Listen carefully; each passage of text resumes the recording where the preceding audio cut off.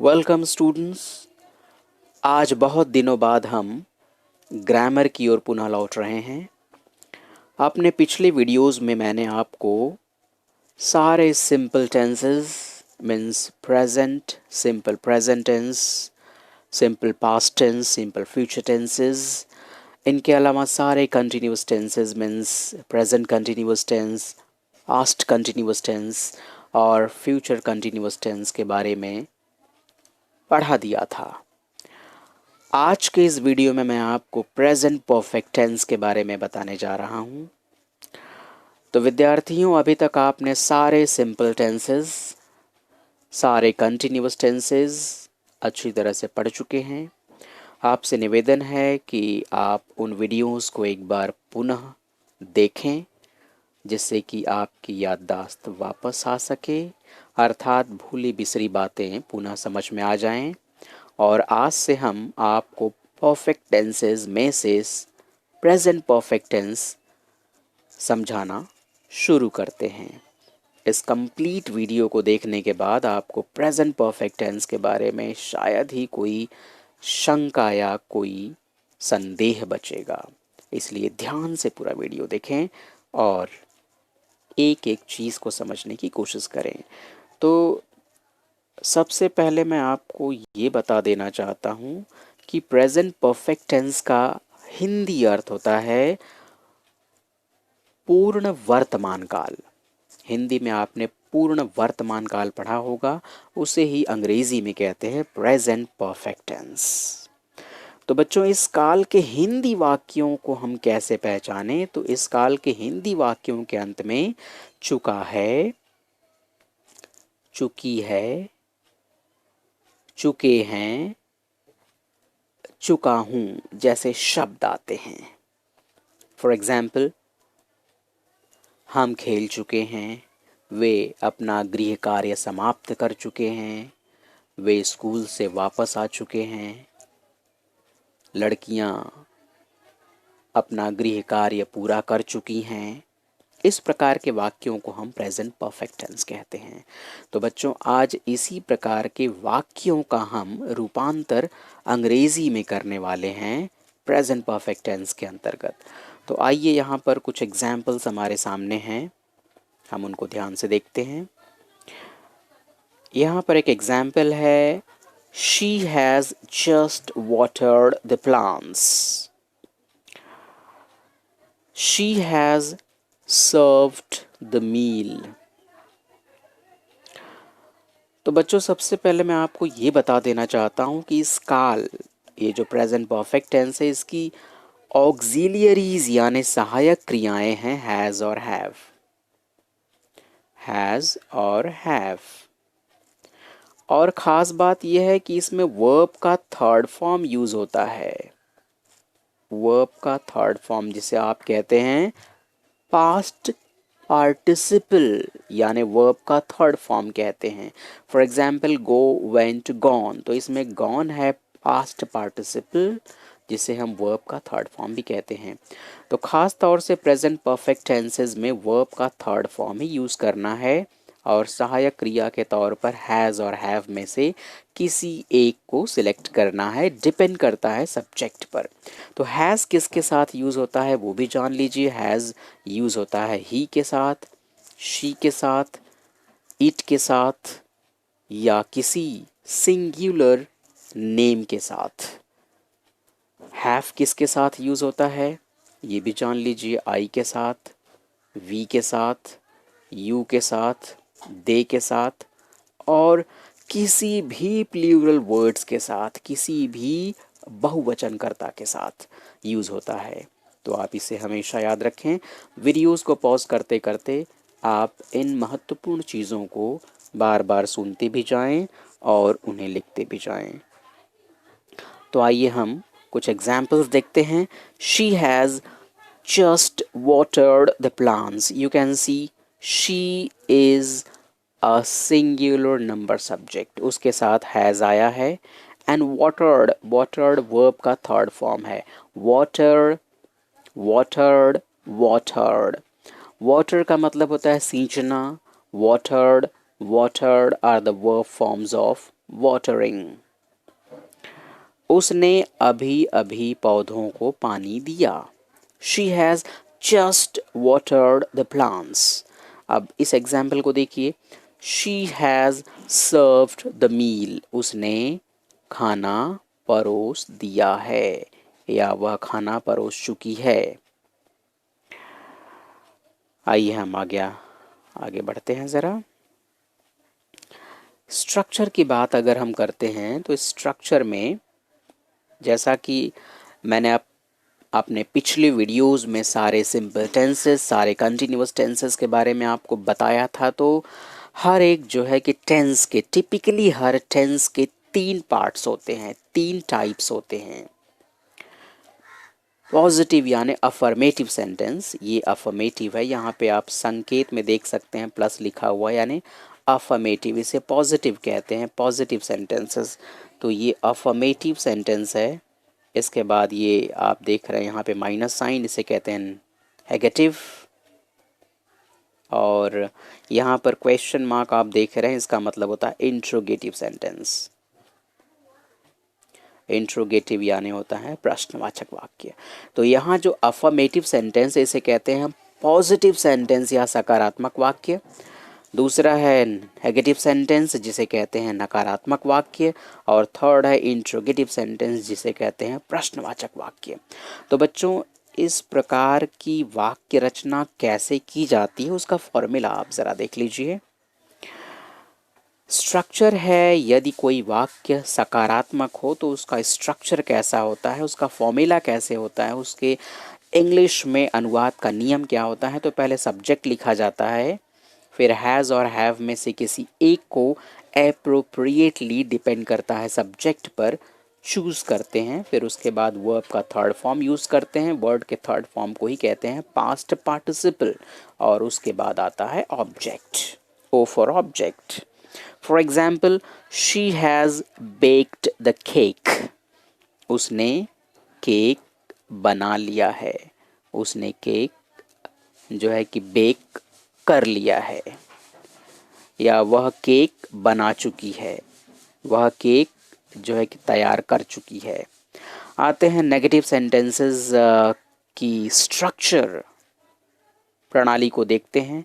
तो इसमें सब्जेक्ट को पहले लिखा जाता है. हैज़ और हैव में से किसी एक को एप्रोप्रिएटली सिलेक्ट करने के बाद नॉट का यूज़ किया जाता है बच्चों यहाँ पर.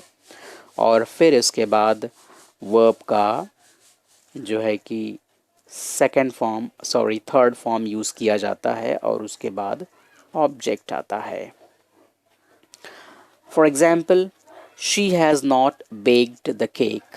उसने केक नहीं बनाया है या वह केक नहीं बना चुकी है. तो आइए हम अगले सेंटेंस की ओर बढ़ते हैं.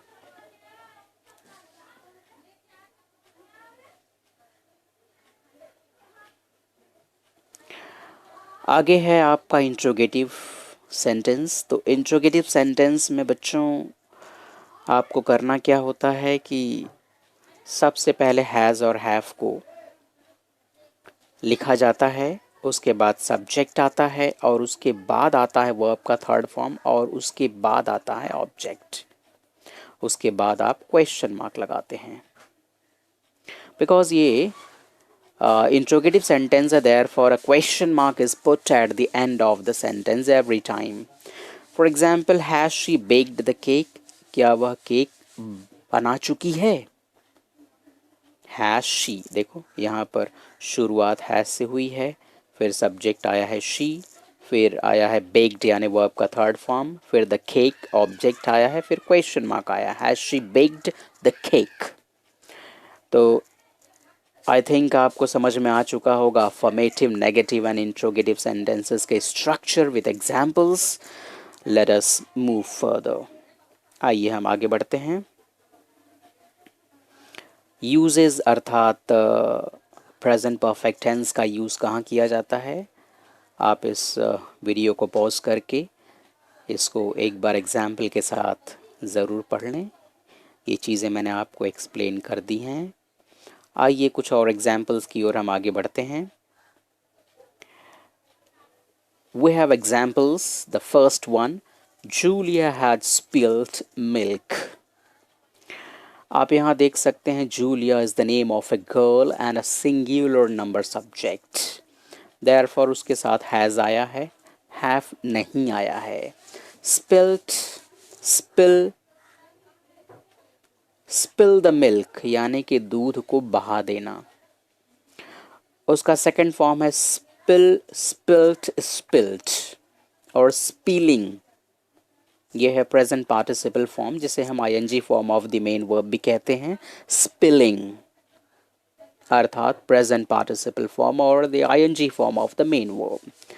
सेकेंड एग्जाम्पल आप देखिए, I have visited Paris 3 times। यहाँ पर आप देख सकते हैं आई सब्जेक्ट है and it's a plural number subject, therefore उसके साथ हैव आया हुआ है। I have visited Paris 3 times। मैं 3 बार पेरिस जा चुका हूँ। Roshana has taken her meal in the afternoon. The court has given its verdict today. Jimmy has attended the business meeting.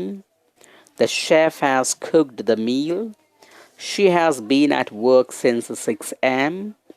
I have learnt my lesson. I have drunk 2 cups of coffee today. So these are the different types of examples of present perfect tense. आइए हम आगे बढ़ते हैं ज़रा। This one is the last example. He had stopped responding to my emails. All these are examples of present perfect tense. You can study them and try to understand how to construct the present perfect tense sentences. Now we have a small exercise after this.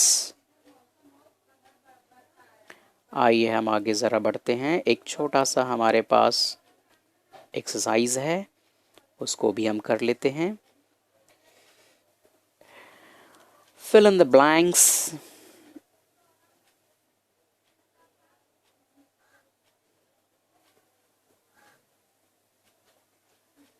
Okay. Fill in the blanks to write correct sentences based on present perfect tense.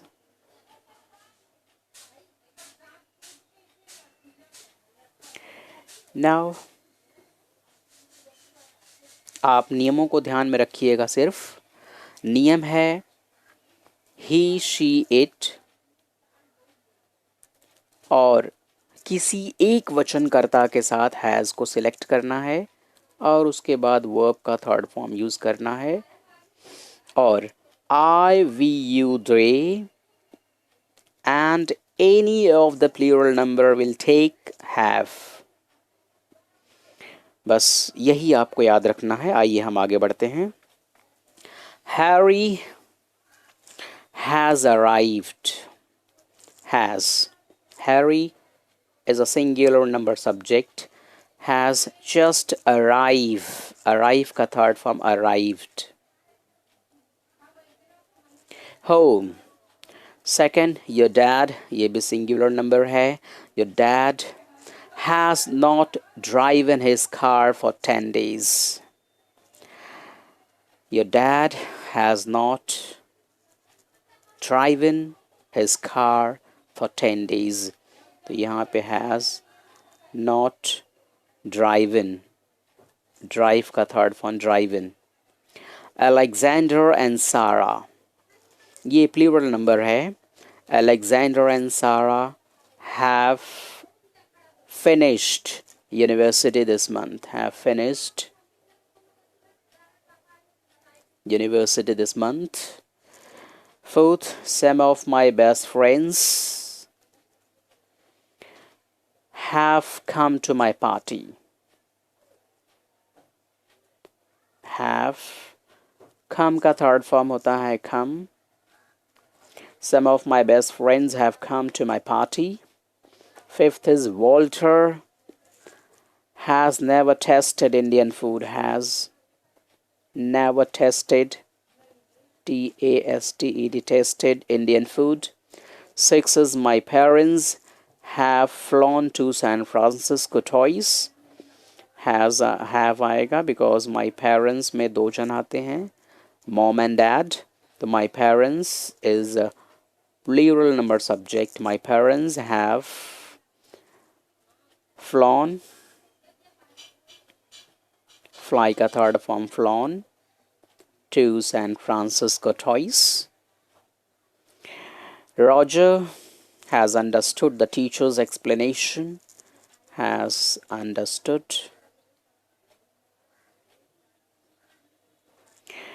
Elizabeth has planted some new plants this morning. They have already made their beds. Uncle Patrick has smoked 10 cigarettes today.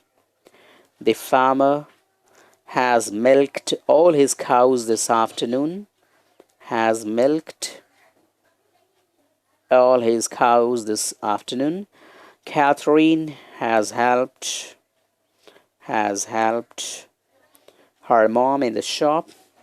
So these are different examples with their solutions. Rest of the examples you will do yourself. बाकी के examples बच्चों आप स्वयं करेंगे। तो ये रहा पूरा का पूरा complete video for present perfect tense. मिलते हैं अगले वीडियो में पास्ट परफेक्ट टेंस के साथ। उम्मीद है आप इसे 2-3 नहीं बल्कि 4-5 बार देखें और ट्राई करें, कोशिश करें समझने की, और इन्हें अपनी नोटबुक में भी वीडियो पॉज करते हुए लिख लें और मेरे पिछले वीडियोस को भी ध्यान से देखना ना भूलें, जिससे कि जो बातें हैं उनकी कड़ियाँ आपस में जुड़ती चली जाएं। तो वीडियो धैर्यपूर्वक देखने के लिए धन्यवाद।